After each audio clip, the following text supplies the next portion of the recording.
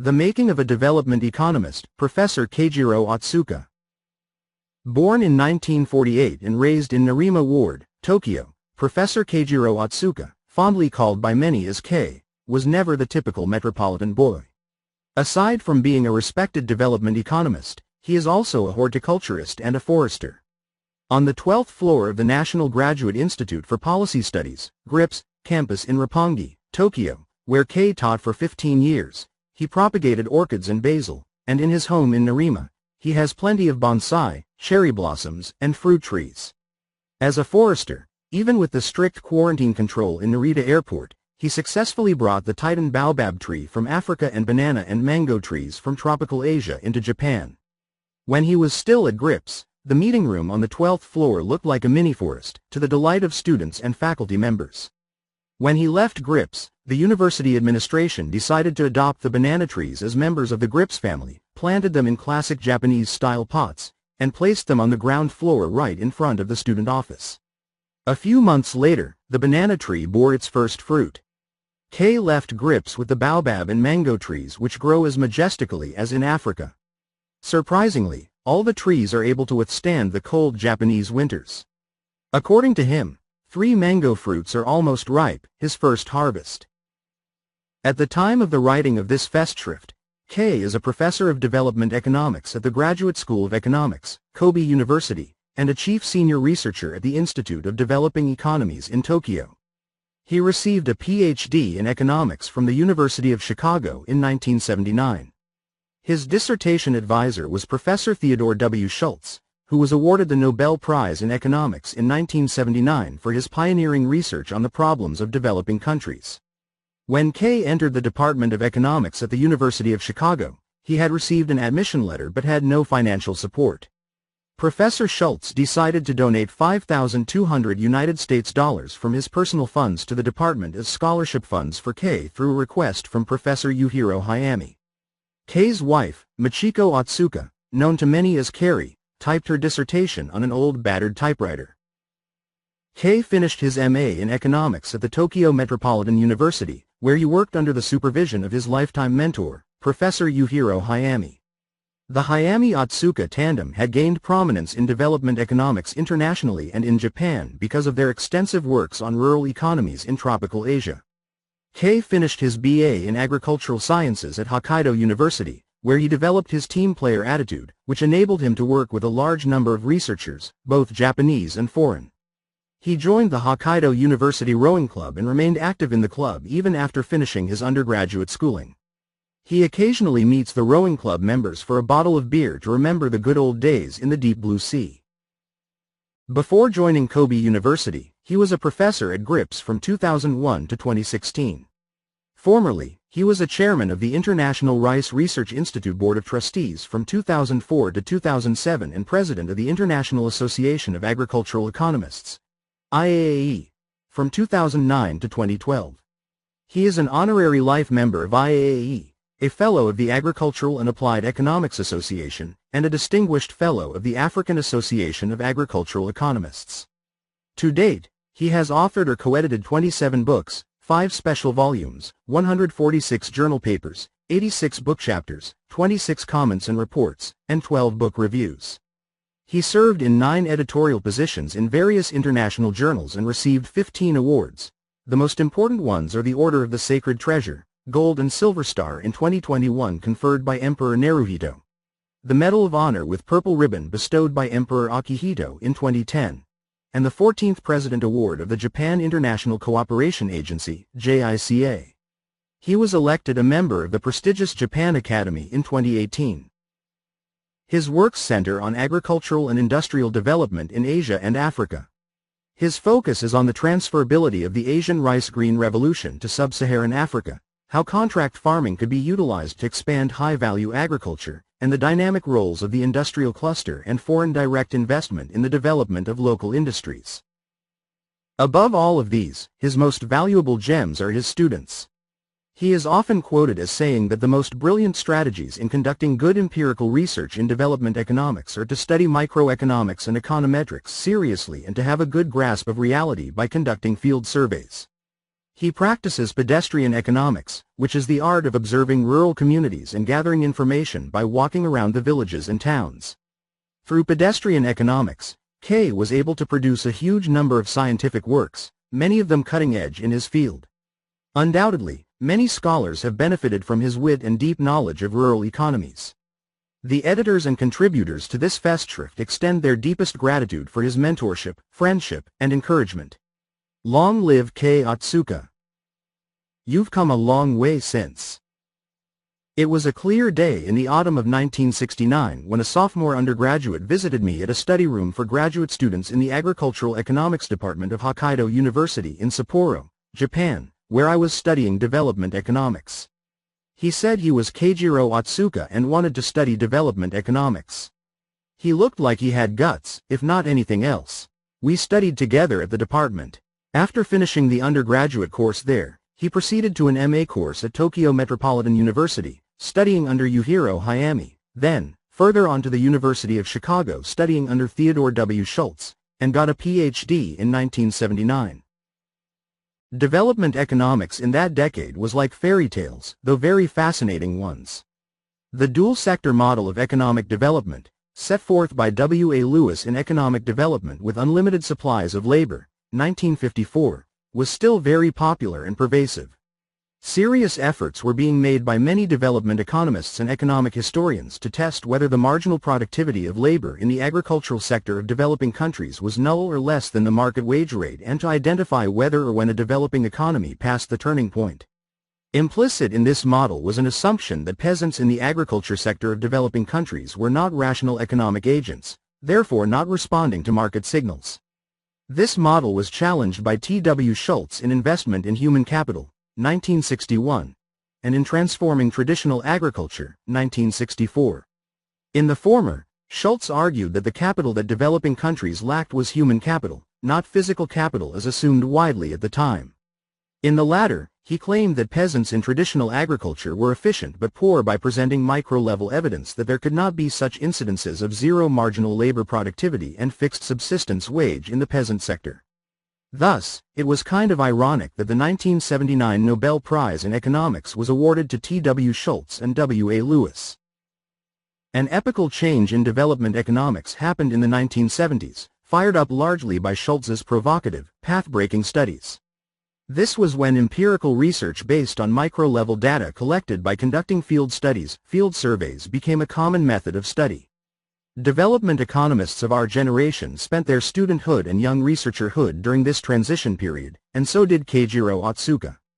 His third journal paper, Community and Market in Contract Choice, Jeepney in the Philippines, 1986, with M. Kikuchi and Y. Hayami, was written based on the data collected from his first field survey conducted in rural and semi-urban areas in the Philippines in 1982.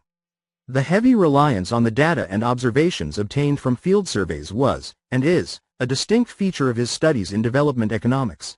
An overwhelming majority of his papers and monographs, about 300 in number, are based on field surveys of various kinds. This feature reveals his decisive preference to take reality-based, evidence-based approaches to tackle development economics issues to avoid falling into groundless speculation. It is my pleasure that I was able to help him establish his research style. As empirical studies based on micro-level data analyzed within the framework of neoclassical economics became widespread, revealing that the conventional markets in traditional agriculture, e.g., markets for crop outputs and labor, did work, albeit not perfectly, development economics updated to a new version. Setting aside the development economics of the classical school, e.g., David Ricardo, version 1 of contemporary development economics, which may also be called the structuralist model, prevailed during the pre-war to early years post-World War II, during which time the target countries used to be called backward countries.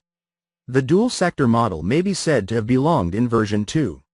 Following these was version 3, which emerged in the late 1970s and extended into the 1980s and the 1990s, including the phases of the structural adjustment policies adopted by the International Monetary Fund, IMF, and the World Bank, with the popular keyword getting prices right. By then, the modifier attached to the target countries had been changed from backward or underdeveloped to less developed and then to developing. Keijiro Otsuka began his research career as a young development economist at this stage. As a student of Y. Hayami and T. W. Schultz, it was natural for him to select such research issues as agricultural policy and technological advances in agriculture, both of which were the research fronts pioneered by Hayami and Schultz.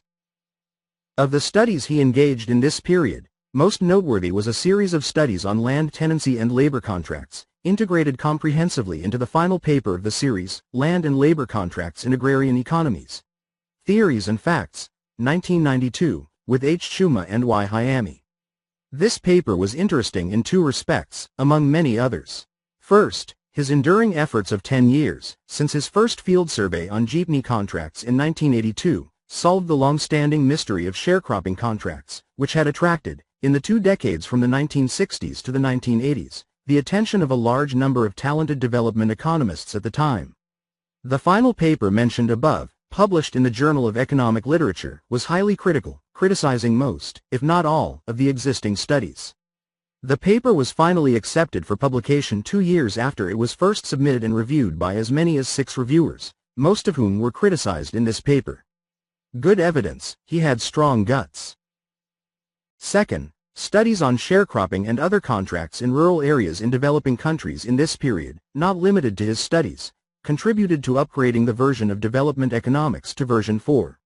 Although development economics version 3 recognized that the markets for crop outputs and labor in traditional agriculture were reasonably well functioning, field-based studies on the markets and contracts in rural areas in developing countries during the last 2 decades of the 20th century found that there were occasions that the markets sometimes failed because of information asymmetry, transaction costs, and agency problems. These market failures might be rectified by setting up appropriate institutions or by appropriate policy interventions by the public sector. Following version 3, getting institutions right became a popular keyword for version 4 around the turn of the century. 30 years after aspiring to, and 20 years after starting research on, development economics, Keijiro Otsuka's research began to contribute to upgrading development economics considerably. Another salient feature of his studies has been that he conducts his research in teams. Of his numerous research publications, only a few are single-authored. The total number of his co-authors thus far is nearly 400 as a simple summation and more than 100 if counting the number of researchers who co-authored with him. This implies that he has excellent leadership in research, which has attracted many excellent research collaborators. This mode of research has made it possible for him to expand the research themes he addresses. In the first 15 years of his research career, the major research themes were the Green Revolution in Asia, agricultural technology adoption, land tenancy and tenure systems, land reform, management of natural resources, and gender issues in rural communities.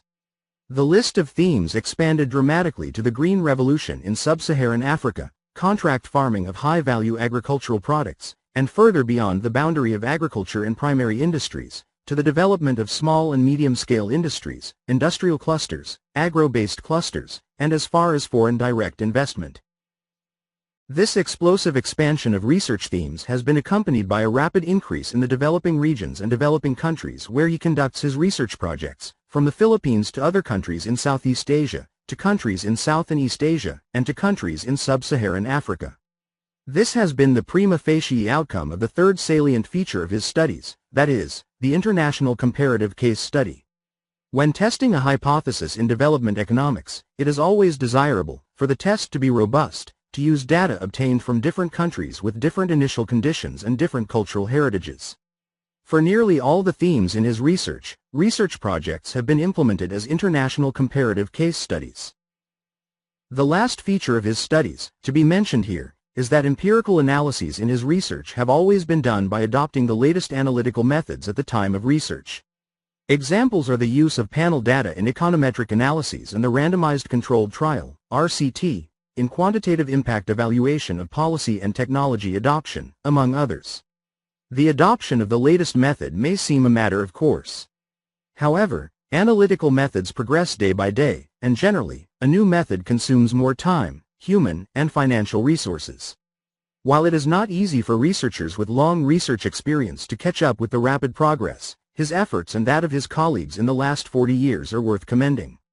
Of various new methods, the RCT, introduced into economics research around 2010, is so innovative and essential that the development studies that adopt this method might be considered development economics version 5. His recent studies have adopted this method since the early 2010s. Yet, his RCT-based studies are different from others.